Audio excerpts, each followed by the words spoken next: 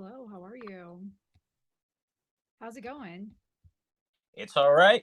Not too bad. Really appreciate it. And thank you for your flexibility as I rescheduled a couple of times. No, no worries. I'm happy to be here. No worries at all. Awesome. So, I'd like to know, and I'm sure you get asked this a lot, how did you get started in music? I was about 12 years old. I received it was cool. Actually, it was around this time. My aunt asked me what I wanted for Christmas, and I didn't really have that clear of a consensus. But I started getting into dance music, and I begun seeing these kind of videos of these major festivals going around. And I was like, being a DJ would be cool. So I saw this advertisement for this really cheap pair of turntables. I think it was by Newmart, very basic, like made of plastic, very cheap. I'm like, that would be cool for Christmas. So I ended up getting it for Christmas, and I started playing around with it. At first it was purely a hobby. Yeah. There was nothing really serious about it. But as time went on, I started to really get attached to it and really found myself spending hours at a time a day. At first it would be like half hour a day, but then I would be, 2 hours learning how to mix properly. And, it was really at that point when it was just DJing on my mind that I was like, I'd like to try to take this a little bit further. So I kept rehearsing, kept rehearsing. I did, I'd say like when I was 13, I did smaller private events. Like I remember I DJ'd my school's like a townwide soccer tournament. I DJ'd like a country club get together. But, I'd been growing up seeing these videos of the festivals. So I was like, all right, when's that coming? So it was about, I was waiting for that. So I was 15. Yeah, at 14 or 15 when I played. I was living in around Danbury, Connecticut at the time. My mother had been out there. My father was in New York, but I'd been living primarily there, going to school out there. And there was this club. And then keep in mind, in Connecticut, there's nothing. There's no nightlife that is. So there was this one club called Tuxedo Junction in Danbury, Connecticut.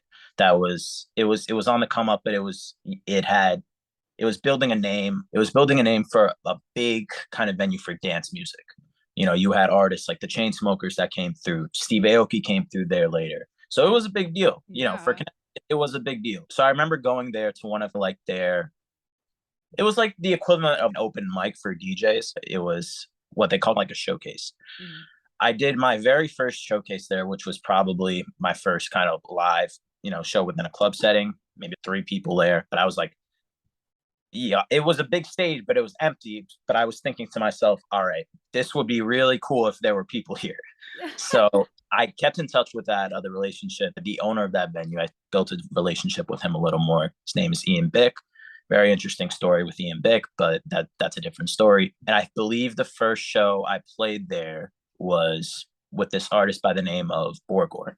Borgor, he's not as big now, but back then, especially within dubstep, Right. very well known, very well known. And that was like my first break there, and I loved it. But once I started doing a couple more club shows, I realized, I love DJing. I love playing out other people's music, but at the same time, I want to be able to make people dance, make people feel something with my own music, something of my own creation. So it was around at that same time, 14, 15, that I started producing. I picked up Ableton. First 3 or 4 years, my music was absolute garbage. I listen back now and I'm like, wow. But that's literally every artist kind of that Yeah. story. And it's nice, because like you're able to see the growth. So I did. I started playing out some of my own stuff at the clubs, and that was also really cool.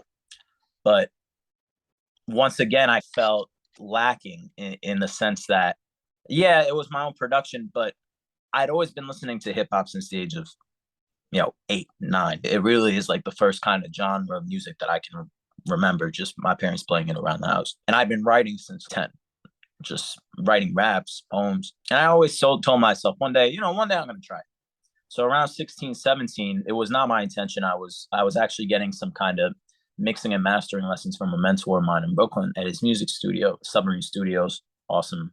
Had awesome times there. But one day I was like, yo, can I go on the mic? Let me try to spit something, at least hear how I sound. He's like, all right. So I did. I went on there and I really liked it. I really liked it. It was kind of almost like how I envisioned it back when I was a kid. And I think that's really when I picked up getting on the mic myself. Right. And that was around 17 or 18. So, over the last 3, 4 years, I've been trying to find a way. and I'm getting closer and closer to finding the crossroads of those three things. Yeah. Because I never did want to view myself as just a DJ. I never did want to view myself as just a producer. I never did want to view myself as just a rapper or vocalist. I always view myself as a hybrid of the three. So when it comes to those three kind of legs of my origin, that's the time of how it occurred. I mean, I love a good mix of genres blurring the lines. Mhm. So I think right now is the perfect time to do that. As like, I feel like we can't even define genres anymore, or at least that's just me at this point. But I like what I like, and I think it's beautiful art that way. Also, it's so crazy that you were going on stage at such a young age like that. And I mean, I guess your goal has always been playing at festivals, being on stage, but I feel like not a lot of people are like you. Like when they pick up, a mixer, like when they're producing, they play it, they make music in the background and like they Mhm. don't tell anyone. But you did it so quickly. Do you have any advice for those that are picking it up and just can't seem to make it known that they're making music? Absolutely. When it comes to how I was able to get on those kind of platforms at that young of an age, really, it really was a lot of paying dues at the time, especially in the beginning. It was a lot of, remember that very first show with Board where I had to sell tickets to play it. And I had no choice. I was 15. I had no kind of recourse at the time. I just thought it would be cool. So I did. I put in the time to and I hate doing that now, but yeah, I really do. I hate being a promoter. But at the time, again, I was 15. What am I going to do? So Right. I did that. But once you build a relationship with some of the venues you play at, especially once you stick to those venues and build a name, you build up a resume for yourself that you can take to other places. And I think I was able to leverage the fact that I was that age at that time because it really wasn't a lot of people doing it, Mhm. at least at my age. So when I took that to other venues to work with people like, No ID events or Coliseum in White Plains, it was kind of like, all right, well, he's obviously doing, something right. But when it comes to the learning, the whole kind of technical skill behind it, especially trying to develop your skill at an age I was trying to do, you got to be ready to make some sacrifices socially. Naturally, I was a pretty introverted person, Mhm. so I didn't really go out with especially like in my middle school years, I didn't really go out, hang out with friends that much. I was just in my room learning how to mix. And that's especially as if I were talking to someone who was my age beginning, that's what you have to be ready to do because it paid off. It did pay off because I was able to get some places in earlier years than a lot of people were able to get, thankfully. Absolutely. I think that's like really good perspective to add for those that are just starting out. I mean, I tried playing music in my middle school years and I quit because of the lack of the social aspect. So I did the opposite and now I really regret it. It would be really cool to play violin now, especially that it's so much harder to learn as an adult. But I Right? it's Never, just it's it never. just yeah, it just gets a little bit more difficult as time goes on. But you've had a pretty big year. As you mentioned, you've been playing at a couple different venues pretty often. And now we can even hear your music on some radio stations. Can you talk about that? No, absolutely. I definitely would say this has been my biggest year so far. I've only been as like the hybrid that I've sought out to be. I'd say I really only have been that now for a year or two. I remember I first signed with Mezz Entertainment. That's really what I would consider my launch point in 2019.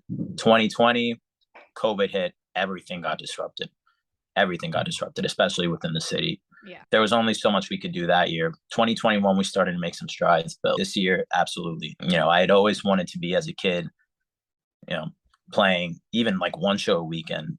This year I've been able to play. I mean, at a bare minimum two. Sometimes I'd have four, and that's something I always dreamt of. When it comes to my own music itself, yeah. I mean, Power 105. That was that was really a kind of full 360 moment considering when I was a kid, I actually called into DJ Sus One from Power 105 when I was 12 on Thanksgiving because they were doing call-ins. I Right. was like, oh yeah, I'm on the radio. Hi mom, hi mom. And it was Sus. I was talking with Sus, and then 10 years later, he's playing my song in the club. So that in particular was very meaningful to me. But then, you know, Sirius XM, Shade 45, Hip Hop Nation. I mean, again, these are stations I was listening to when I was 16. Never thought I'd actually be on them. And then when it comes to some of the companies and stuff that have been using my music, you know, the CW, like All American, like probably like the one good show the CW has to offer, HBO Max, Netflix. I should say, yeah, shows on Netflix, not Netflix themselves, but shows on Netflix. The NFL Network, like the PGA Tour, even though I'm not that big on, it's just I kind of like saw those things once I saw them on my statements, and I thought, you know, typos, something like that, but they were not typos. So it definitely has been a great year for me. Just super thankful for everything that's coming. I'm hoping that'll carry the momentum into next year. Curious about that. And I know a lot of it can be through relationships and just the repetition of continuously like being at the forefront in front of others. But is there anything else that like helped you get your music on those platforms? I mean, it really did boil down to kind of relationships. It really Mhm. did. My management, she was, you know, my manager Rose, she was really instrumental into, you know, getting me into Suss's radar, considering he also is a client of hers. Oh, okay. Yeah, he also is a client of hers. He came on, he wasn't signed at the time that he played it, but he was in the process of the negotiations, I believe. I love that that can happen too. You see that all the time with collaborations as well. Also, just really quickly for the listeners, if you don't know Rose, she owns Mezz Entertainment. And I actually interviewed her a couple seasons ago. I'll put in the show notes, but if anyone is interested, and I'm mainly speaking to the listeners, Xavier, but if anyone's interested and you want to know about management and the relationship that like happens like that, like take a listen to that one because you could meet her on that side too of what we're talking about. Nah, talking absolutely. Check about it. for talking about 360 right here. Yep, that's right. Shout out Ro. Yeah, she was instrumental in getting those kind of placements. And again, when it comes to the commercial entities, that was really my publisher. Shout out Perfect Time Music Group, but she was the one that kind of got me in touch with Perfect Time. So, you know, it really is relationships. It really is who you know. Otherwise, Solid relationships because there's a lot in the yeah, industry that's like one and done and didn't even give yeah. it a chance.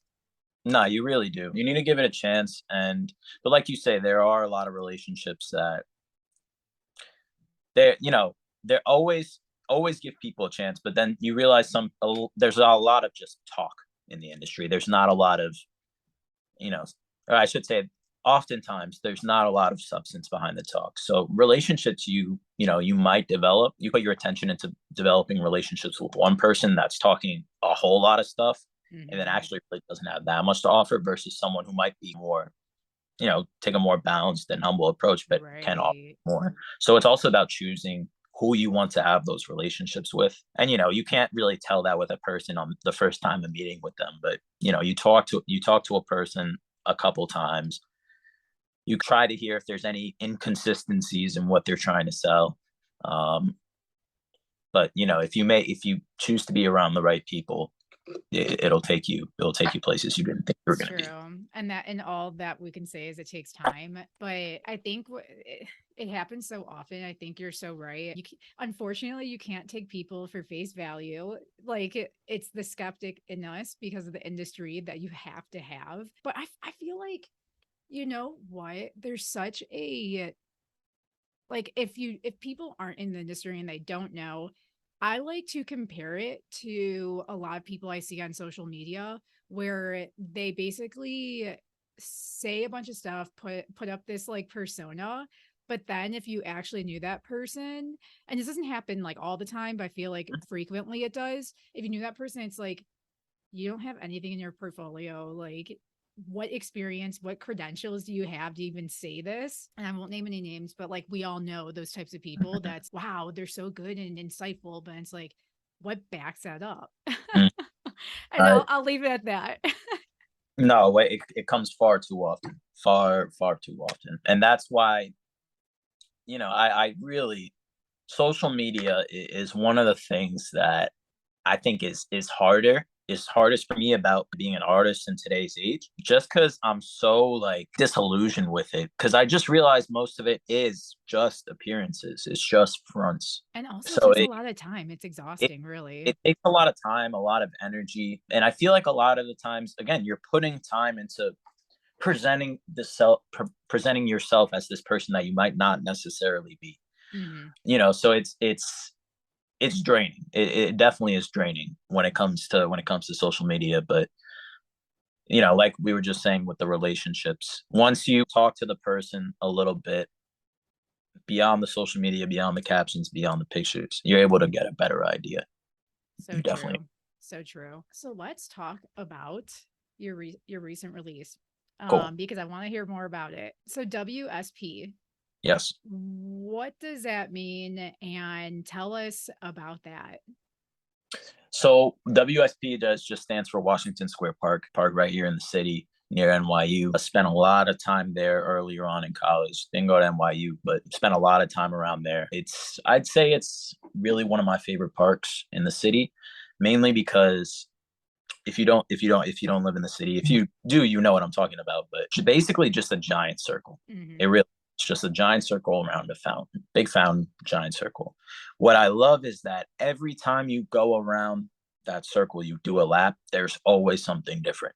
Oh, always. And literally, it'll take you maybe 2 minutes to walk around this circle, but there's always something different. I remember one time I went there, there was like, I entered the park, there was a mime just doing some, mime stuff. I do a walk around, and it seems like by the time I get back there in the same spot, there's like this dude with 10 Siberian Huskies. It made no sense. And I love things that make no sense. And it was there that the reason I named the song there is because it was there that I had the idea for the chords that you hear in the beginning of the song, and then they carry the whole song. Um, that's where the inception of the song, or at least the name, came from. It's also, I don't know what you would call it, the name that's like in the parentheses, like a sub name, is just more. The song itself, I've had the beat for about 2 to 3 years now, I'd say, but I've just been looking for a way to execute it properly. So I linked up with my boy In the Pond, shout out In the Pond from the Upper West Side, one of the best singers I know. We do a lot of work together. And I was like, I knew he could sing, and I figured, he could probably do something with this. So we made it about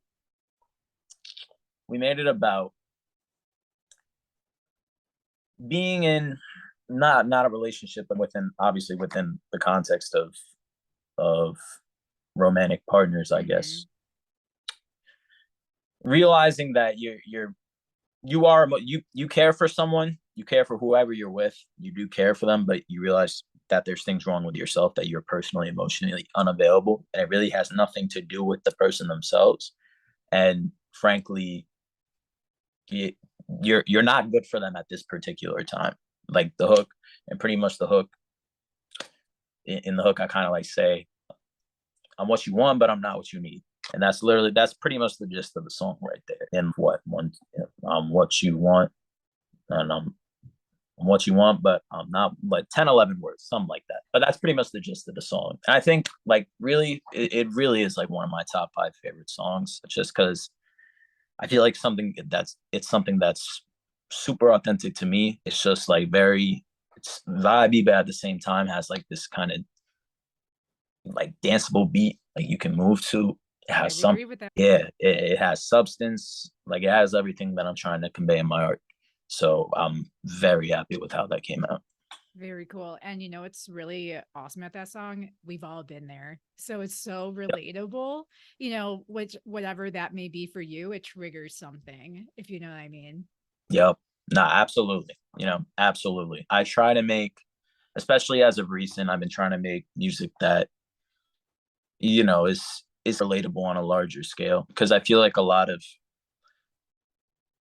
it's funny. Well, I feel like in some ways music is gaining relatability. It's also losing relatability. Because I just feel like it's become so,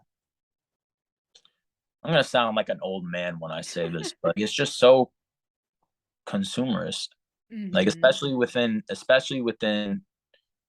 today, in pop and hip hop and a lot of the popular genres. Because I mean, in today's day and age, hip hop is pop. I've had this conversation with a number of other producers, but hip hop is pop. It's just become very consumerist, and it's fronts. It's still fronts. All these fronts people are putting on. It's like making something you think people are going to want to hear versus what you want to make.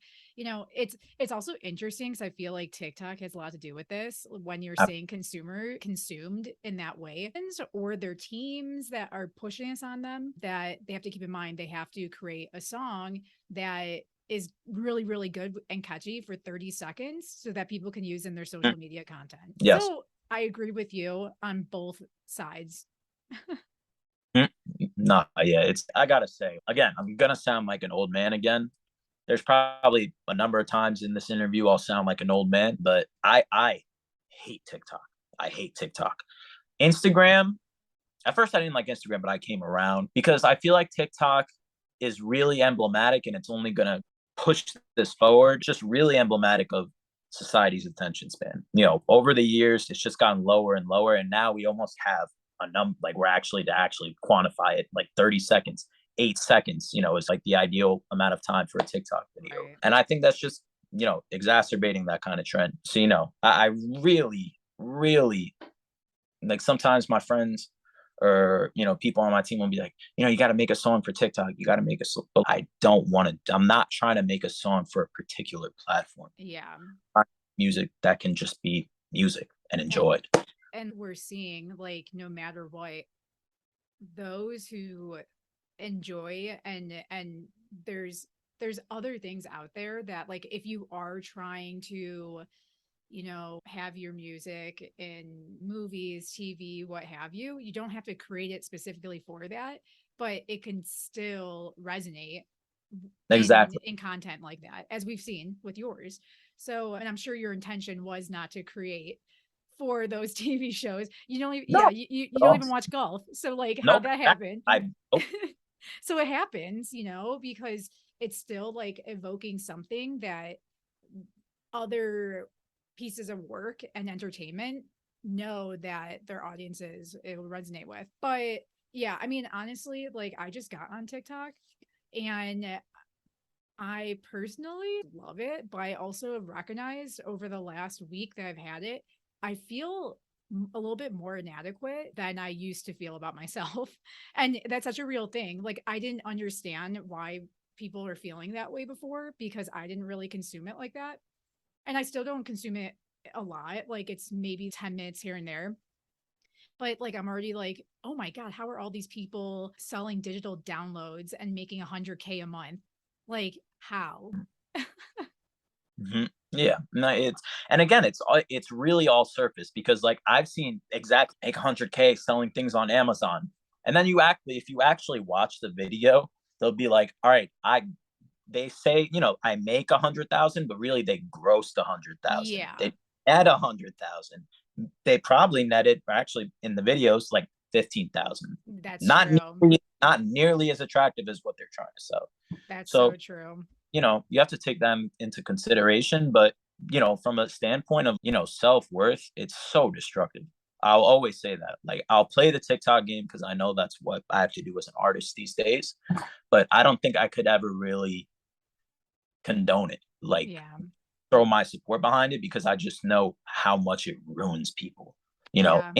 Instagram was one thing. Instagram already did some damage, but you have people that go on TikTok, they might start off their day being like, all right, I'm really content with where I'm at in my life. But then they go on TikTok, they see, flashy cars, guys with 10 women, people just throwing $100 bills. It's hard to feel good about your life when you're seeing stuff like that on a daily, basis. Quick Post instances after, like that. Yeah. you know what I'm That's so saying? true. Yeah, no, absolutely. And that's where I was at today. So I'm like, maybe I'll put it down for a little bit because it is entertainment and you Mm-hmm. can learn things, but the majority of the stuff is that what you just said.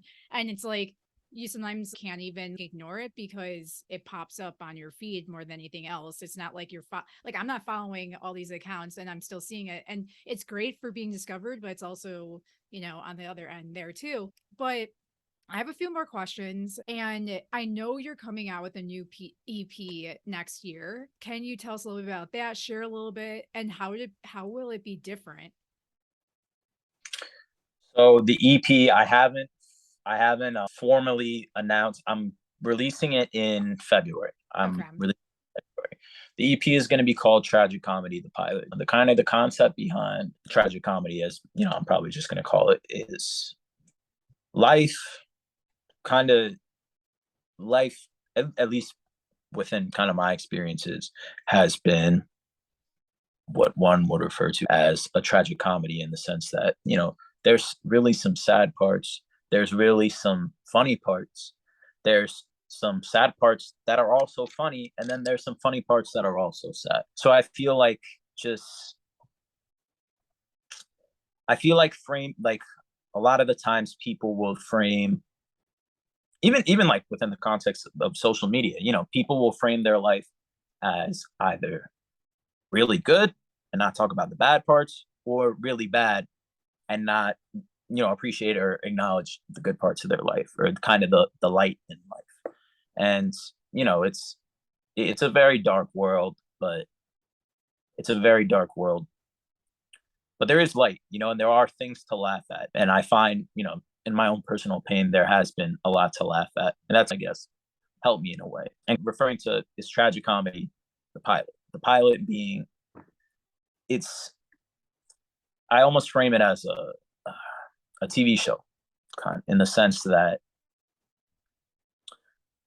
each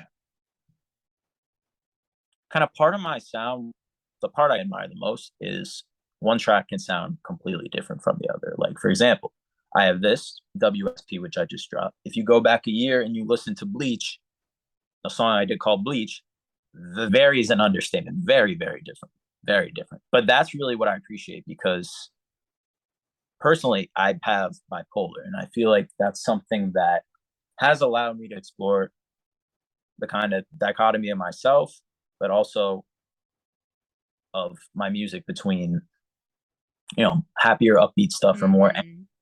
serious stuff. I feel like you say, like, we're in a post-genre society. So I feel like being able to express one emotion with one particular sound, one emotion with another particular sound, is something I'm really strong at.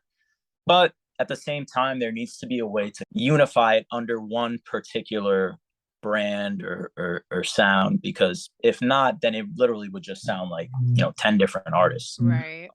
So the kind of the concept of framing it as a television show, or at least not even a show, maybe just a television, is the sense of flipping channels. And you'll see on once I release that project, there'll be essentially little skits, essentially almost serving as like commercials, or changing between channels, considering the sounds of each track are so vastly different from one another.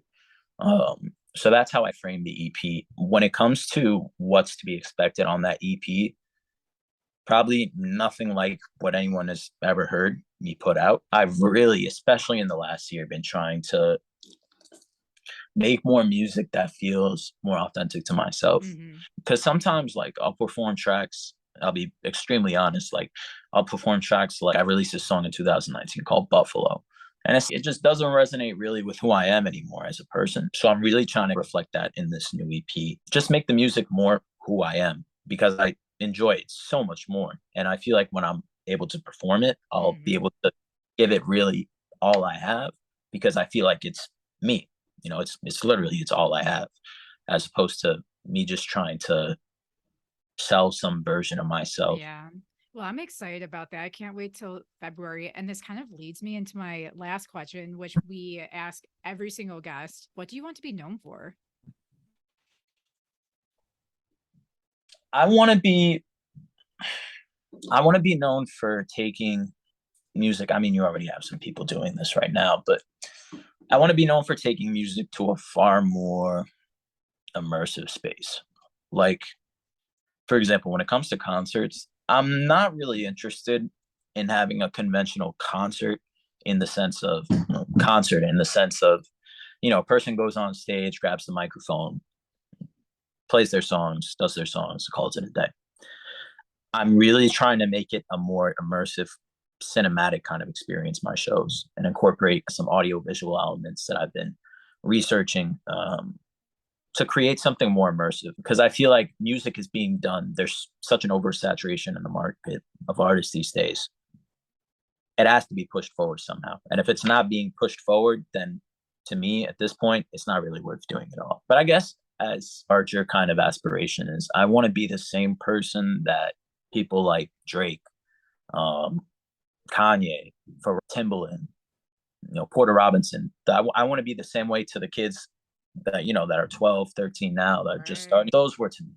That really is the ultimate goal. Like my most, on days when I'm really, not feeling great, because everyone has those lapses in kind of faith. I look back to like messages I received from kids, 13, 15, 16 year olds that are like, yo, like I really like your stuff. People I don't know whatsoever. And those are probably like the most impactful messages from fans, to be honest, because I see myself.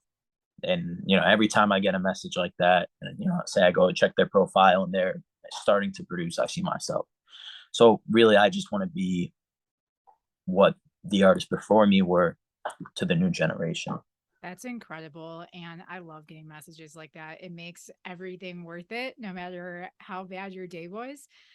Thank you so much for sharing your experiences. That last bit, I love hearing everyone's answers. And just thank you so much for being on this episode.